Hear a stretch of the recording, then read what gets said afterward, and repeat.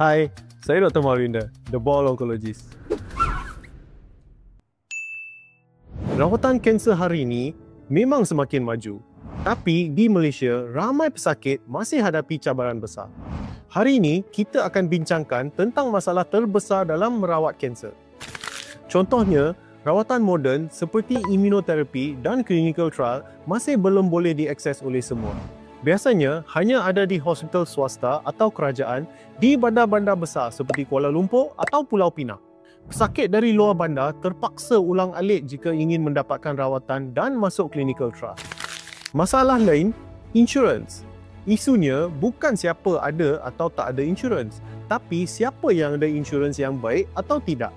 Imunoterapi boleh cecah ratusan ribu ringgit dan kalau had perlindungan rendah, memang pesakit akan terasa beban untuk mendapatkan rawatan.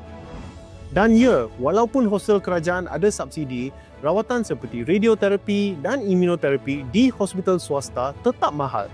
Bantuan seperti MySalam dan Peka B40 memang wujud, tapi tak semua tahu cara nak mohon ataupun semak jika mereka layak atau tidak.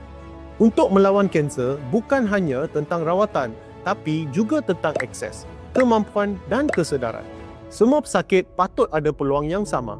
Jadi, jumpa anda dalam video seterusnya untuk tips merawat kanser tanpa membebankan.